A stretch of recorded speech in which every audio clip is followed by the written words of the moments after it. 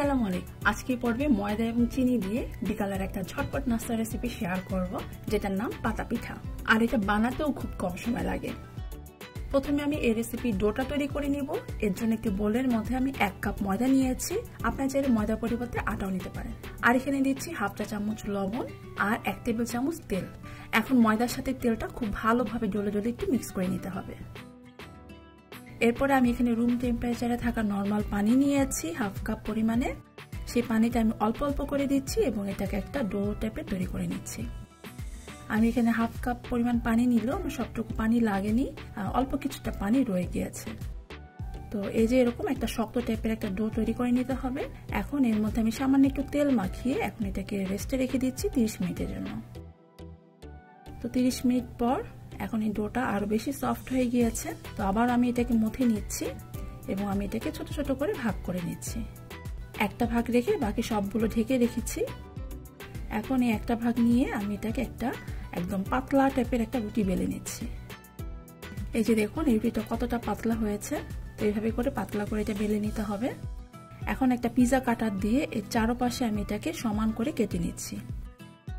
এখন নিচের কিছুটা অংশ রেখে এবং উপরে কিছুটা অংশ রেখে এর মিডলে আমি এভাবে করে পিজা কাটার দিয়ে কেটে দিচ্ছি। তো দাগগুলো যেন একদম পারফেক্ট ভাবে সমান হয়, এই কারণে আমি এর মাঝখানে পিজা কাটার দিয়ে কেটে নিয়েছি। এতে করে দাগগুলো একদম কাটাগুলো একদম সমান হবে। তো সম্পূর্ণ রুটিটার মধ্যে আমি দুপাশে জায়গা রেখে তারপরে মাঝখানে কেটে নিয়েছি।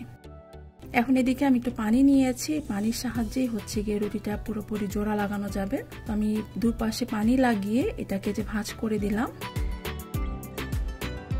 আবারও পানি লাগিয়ে আবারও এটাকে একটা ভাঁজ করে দিলাম। এখন এটা একটু লক্ষ্য করুন, এখন এই একটা পাশ আমি যেভাবে করে ভাঁজ করে নিয়েছি এবং এরপর এটাকে উল্টিয়ে তারপর ওই পাশটা ভাঁজ করে নিয়েছি। এতে করে এটা একটা টুইস্ট টাইপের হলো আর কি। তো চাইলেই এই সম্পূর্ণ পিঠার অংশটা এইভাবে রেখে দিতে পারেন, এটাও দেখতে খুব সুন্দর। আবার চাইলে এর মাঝখান দিয়ে এই কোণাটাকে এভাবে করে একটা প্যাঁচ দিয়ে নিতে পারেন। এতে করেও এটা দেখতে খুব সুন্দর লাগে, একদম একটা পাতা শেপের মতো লাগে। এটাকে লম্বা করে রাখলে একরকম দেখতে সুন্দর, আবার একটু কুচকে রাখলে আরেক রকম দেখতে সুন্দর। তো এইভাবে করে আমার সবগুলো পাতায় যে বানানো হয়ে গিয়েছে। তা এখন গিয়ে এগুলো ভাজার পর্ব। তো গরম ডুবো তেলে এগুলো ভেজে নিতে হবে। তবে তেলটা একদম বেশি টকবকে গরম রাখা যাবে না, হালকা কিছুটা গরম হয়ে আসলেই এই পাতাগুলো আমি একটা করে ছাড়ছি এবং একটি স্টিকের সাহায্যে এই পাতার যে পাপড়িগুলো লম্বা লম্বা যেগুলো সেগুলো আমি একটু ছড়িয়ে দিচ্ছি।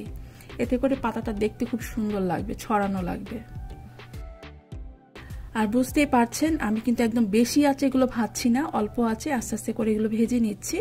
এতে করে এটা খুব বেশি ক্রিস্পি হবে। তো এই যে এরকম সোনালী রং করে ভেজে নেওয়ার পর তারপর আমি এগুলোকে তেল থেকে উঠিয়ে নিয়েছি। আর এই পিঠার জন্য এটা শিরা তৈরি করে নিতে হবে। শিরার জন্য আমি এখানে হাফ কাপ চিনি নিয়েছি এবং নিয়েছি হাফ কাপ পানি। আর ফ্লেভারের জন্য আমি এখানে একটি এলাচ এবং একটি দারচিনি দিয়েছি। এখন এটাকে প্রায় 5-7 মিনিটের মতো জাল করে নিব। 7 মিনিট জাল করে নেওয়ার পর এটা দেখা যাবে একটা আঠালো টাইপের হয়েছে, কিন্তু এটা 1 তার বা 2 তার এরকম আর কি হয়নি। এটা তার বানাতে হবে না, জাস্ট একটু আঠালো টাইপের হয়ে আসলেই চলবে। আর এটা যেন ক্রিস্টালাইজ হয়ে না যায়, এই কারণে আমি এর মধ্যে 1 চা চামচ লেবুর রস দিয়েছি। তারপরে এই শিরাটাকে আমি পুরোপুরি ঠান্ডা করে নিয়েছি। পুরোপুরি ঠান্ডা হয়ে যাওয়ার পর তারপরে গিয়ে একে একে পিঠাগুলো আমি এই চিনি শিরার মধ্যে একটু মাখিয়ে নিচ্ছি। তো এর মধ্যে গিয়ে পিঠাগুলো আমি এপাশ ওপাশ একটু মাখিয়ে নিয়েছি। এতে করে পিঠাগুলো খুব সুন্দর ক্রিস্পি থাকবে এবং 1 সপ্তাহ পর্যন্ত সংরক্ষণ করে আপনারা খেতে পারবেন। আর এটা কতটা ক্রিস্পি হয়েছে আমি এটার আওয়াজটা দেখিয়ে দিচ্ছি। আশা করছি আওয়াজে বুঝে নিতে পারছেন যে এটা কতটা ক্রিস্পি হয়েছে। আমার রেসিপিটি ভালো লেগে থাকলে প্লিজ লাইক শেয়ার করে আমাকে সাপোর্ট করবেন, সেই সাথে কমেন্ট সেকশনে জানাবেন যে রেসিপিটি আপনাদের কেমন লেগেছে। তো আজকের মতো তাহলে বিদায় নিচ্ছি, সবাই খুব ভালো থাকবেন। আল্লাহ হাফেজ।